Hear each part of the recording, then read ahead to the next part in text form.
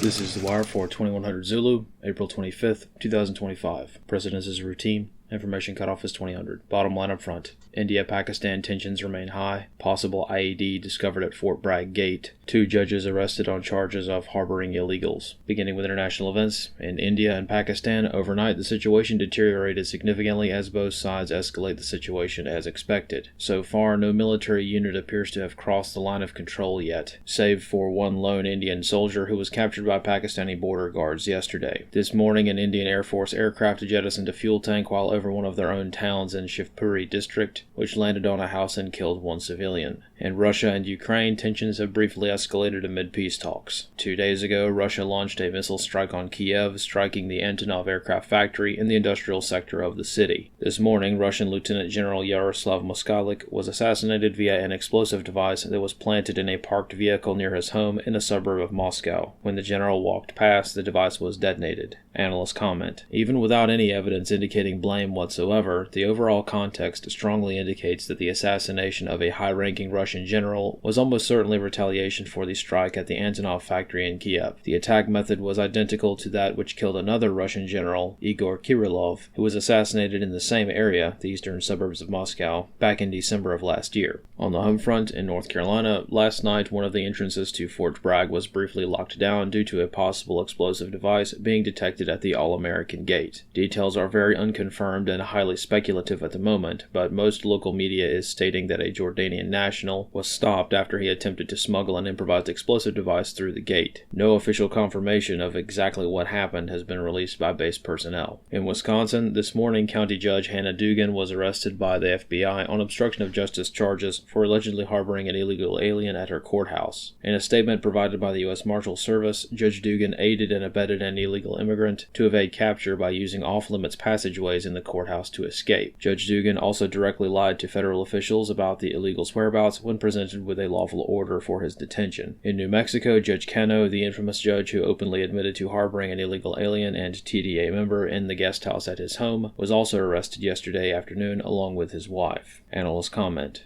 This somewhat surprising arrest appears to have been conducted by the Department of Homeland Security, which could indicate that the immigration status of the immigrant he was harboring was the lesser concern, in favor of the individual actually being a TDA member. Even for New Mexico, where various cartels have a huge influence over the justice system, that TDA label was probably a bridge too far for this judge to be able to quietly retire and forget about the whole affair as he tried to do a few days ago. Analyst comments for this wire. Some reports have emerged that claim hostilities have already commenced throughout the northern border districts of Kashmir. However, at the moment it's not clear as if these are legitimate military advances or just border guards shooting at each other as usual. Reports of heavy artillery being used are more concerning. However, at the moment it appears that translation errors could be in play with some of these reports in Indian media. What locals are describing as heavy artillery in their native language seems to in actuality be mortar fire, which affects the seriousness of the situation. Cross-border fires are quite common by both nations in the region, but the use of what the Western world calls heavy artillery to fire across the border randomly is less common. What are far more frequent and almost impossible to track and or verify in this part of the world are random military units that unilaterally decide to lob a few mortar rounds into abandoned regions across the border. Regarding the escalations in Ukraine, oftentimes wars flare up on the eve of peace. Of course, no ceasefire has been arrived at yet, much less a long-standing peace deal. However, the normalization of asymmetric warfare among superpowers is not necessarily great for stability. It was a big deal back in December when Ukraine openly claimed credit for the Kirillov assassination. Now that it's happened again, the implications are palpable. Regardless of how justified Ukraine is in her own defense, the stark reality is that Ukraine's actions will always be tainted by the fact that Russia is a superpower,